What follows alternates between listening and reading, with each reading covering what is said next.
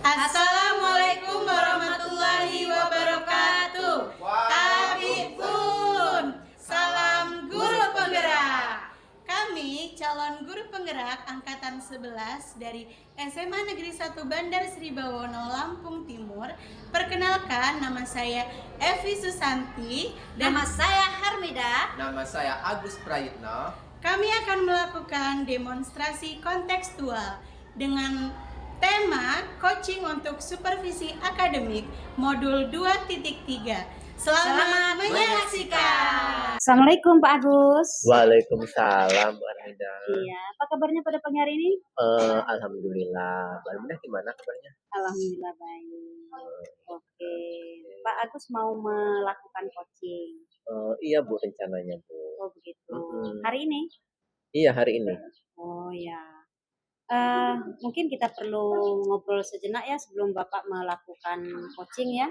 Iya. Ada beberapa hal yang ingin saya sampaikan. Iya.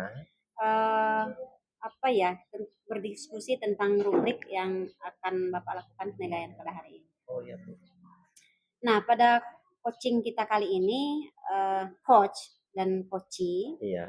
akan saya amati dan saya nilai sesuai dengan rubrik penilaian. Oke.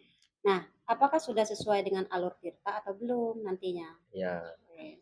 Nah, bagaimana Bapak memberikan pertanyaan yang berbobot pada coachee dan juga bagaimana coachee tersebut merespon atau menanggapi pertanyaan dari coachnya. Iya. Nah, jangan lupa juga sesuaikan dengan prinsip coaching di antaranya kemitraan, proses kreatif dan memaksimalkan potensi coaching. Iya. Kalau boleh saya tanya, kompetensi apa sih Pak yang ingin Bapak kembangkan terhadap coaching? Kompetensi yang ingin saya kembangkan yaitu kompetensi present. Oke. Kemudian mendengarkan aktif dan memberikan pertanyaan yang berbobot kepada coaching. Oke, bagus. Yang kedua, kompetensi yang mana yang ingin Bapak kembangkan secara spesifik yang ingin diobservasi kepada coaching? Yaitu kompetensi mendengarkan aktif dan memberikan pertanyaan yang berbobot. Oh, begitu. Oke.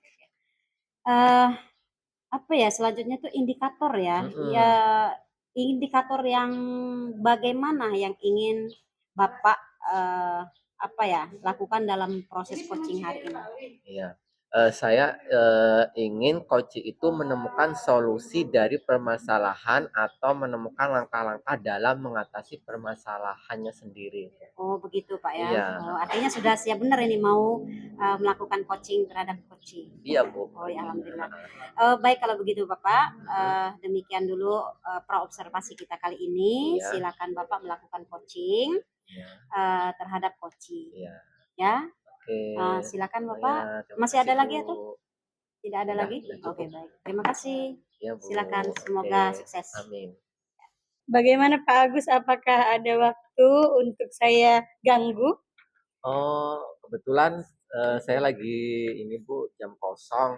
Iya. Ya, gimana Bu? Iya, sedikit pengen sharing sih Pak Agus sebagai rekan ya.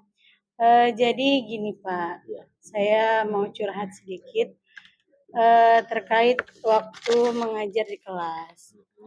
Jadi saya kan mengajar tuh kelas 10 semua ya Pak ya. Iya. Nah kelas 10 itu kan peralihan dari SMP ke SMA. Iya. Tentu saja anak-anak ini kelakuannya yang dibawa dari SMP itu macam-macam gitu loh Pak. Sehingga di satu permasalahan ini di kelas 10E, saya menemukan anak yang mencuri perhatian saya Pak. Jadi anak ini ketika saya mengajar kok saya perhatiin sering banget ngomong kasar, kemudian kotor gitu, ngomong jorok-jorok gitu. Padahal dia ini perempuan. Kemudian saya tanya, ternyata dia ini lulusan SMP yang notabene-nya Islam gitu. Sebenarnya pendidikan Islamnya harusnya kuat. Tapi kok nggak sesuai gitu loh. Nah, ketika saya mengajar yang seharusnya saya fokus, saya melihat dan mendengar kelakuan anak ini nih, jadinya saya pengen tertuju pada dia gitu loh Pak. Gitu. Oh ini Bu, Jadi tujuan pembicaraan kita ini apa dulu, Bu?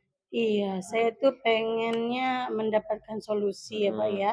Kira-kira nih apa yang bisa saya lakukan Mhm. supaya si anak ini tidak melakukan hal itu lagi gitu. Terus apa sih, Bu, yang melatar belakangi dari masalah Ibu tadi?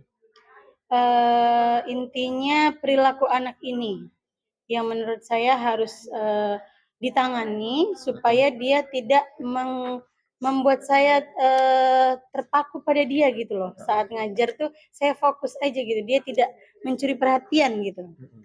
Terus apa yang Ibu lakukan dalam kondisi tersebut?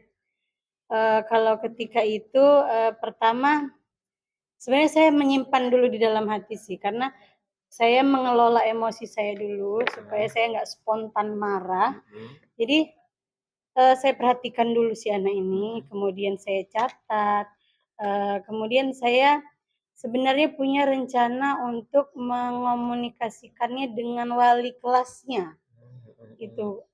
Saat itu ya saya belum marah sih Pak, cuman dalam hati saya aja, ini anak saya tandai, gitu. Terus bagaimana rencana Ibu untuk mengatasi hal ini? Rencananya itu Heeh. Pak, saya mau mengomunikasikan dengan wali kelasnya Heeh. dulu. Kira-kira sebagai wali kelas, apakah wali kelas ini sudah tahu atau belum si anak ini sebenarnya perlu ditangani gitu, karena dia mengganggu KBM. Apa ada rencana lain, Bu, selain itu? Kalau untuk rencana lain mungkin bisa bekerja sama dengan guru BK ya Pak ya, atau saya nanti ini pertama saya dekati dulu si anak sambil komunikasi dengan wali kelas. Setelah itu kalau masih juga nggak berhasil, saya minta bantuan dengan guru BK. Iya. Nah, dari skala 1 sampai 10 saat ini, posisi Ibu tuh ada di skala berapa untuk menangani hal tersebut? Karena belum bertindak ya Pak ya, menurut saya ini masih sangat jauh. Belum ada sampai 5 lah. Belum ada sampai 5. Iya. Nah, yang ingin Ibu rencanakan itu Ibu pengen skala berapa? Oh, saya harap bisa maksimal ya Pak ya. Maksimal. Maksimal itu kalau target saya 9 sampai 10 lah gitu. Kemudian apa yang akan Ibu lakukan untuk alternatif yang Ibu jelaskan tadi?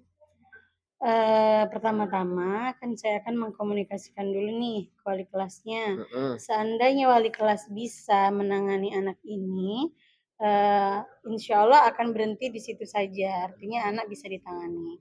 Tapi kalau masih juga belum ada perubahan, saya akan meminta wali kelas berkoordinasi nih dengan tim sekolah, terutama BK. Kan ada BK itu yang menangani khusus si anak kelas tertentu gitu ya kan. Itu sih Pak sementara. Alternatifnya bagus sih, Bu, menurut saya ya. Nah, kapan Ibu akan melaksanakannya? Nah, rencananya dalam waktu dekat Pak, karena saya sangat terganggu. Saya harap seminggu kemudian ketika pembelajaran aktif di minggu depan itu anak sudah terkondisikan sesuai harapan saya gitu. Jadi segera setelah ini akan saya lakukan. Terus, siapa sih yang perlu diminta, dukungan? Pertama-tama saya pastinya perlu dukungan dari teman sejawat ya Pak ya. Karena ketika saya sharing dengan teman-teman, mereka juga menemukan hal-hal yang serupa gitu. Nah itu membuat saya menjadi menguatkan saya, artinya tidak hanya saya sendiri yang menghadapi anak-anak seperti itu gitu. Nah, apa yang, Ibu bisa simpulkan dari percakapan hari ini, Bu? Oke, jadi setelah ngobrol dengan Bapak Iya. ini alhamdulillahnya saya jadi ternyata ketemu juga ya, ide atau solusinya. Jadi, intinya si anak ini perlu mendapat penanganan dari wali kelasnya, atau kalau masih nggak bisa diselesaikan kayaknya perlu lebih tinggi lagi ke guru BK-nya Iya, yang lebih berwenang iya, iya. gitu. Kemudian, eee, bagaimana perasaan Ibu setelah percakapan ini? Alhamdulillahnya jadi lega gitu ya, Pak, ya. Heeh. Artinya yang tadinya saya tuh buntu gitu, buntu dalam artian, aduh kok kesel ya, kok pengen marah langsung gitu. Tapi saya mikir juga, oh, anak ini kalau saya marah, saya takutnya dia membenci saya gitu. Maka saya sepertinya butuh bantuan orang lain dan setelah ngobrol dengan Bapak, saya baru menemukan bahwa, oh iya kan ada wali kelas, oh iya kan ada guru BK gitu Ya. ya. Jadi alhamdulillahnya obrolan kita hari ini sangat bermanfaat Pak untuk masalah saya. Ada lagi nggak Bu? Saya rasa cukup ya Pak, karena ini sudah waktunya isoma juga. Nanti ada jam mengajar. Terima kasih banyak ya Pak Iya Agus Bu, ya. semoga sukses Bu ya. Amin. Assalamualaikum Pak Agus. Waalaikumsalam Bu Iya, Armita. bagaimana kabarnya siang hari ini? Luar biasa Bu lah ya. Luar biasa Iya. ya. Eh, perasaannya gimana sih setelah melakukan coaching hari ini? Perasaan saya ya lega sih Bu, karena saya dapat menerapkan apa yang saya inginkan tadi. Oh ya, alhamdulillah. Nah, sebelum penutupan saya ingin menanyakan beberapa hal nih Pak. Eh, setelah Bapak melakukan observasi tadi. Oke. Kira-kira nih apa saja yang telah Bapak lakukan pada saat melakukan coaching terkait indikator kecapaian yang diinginkan?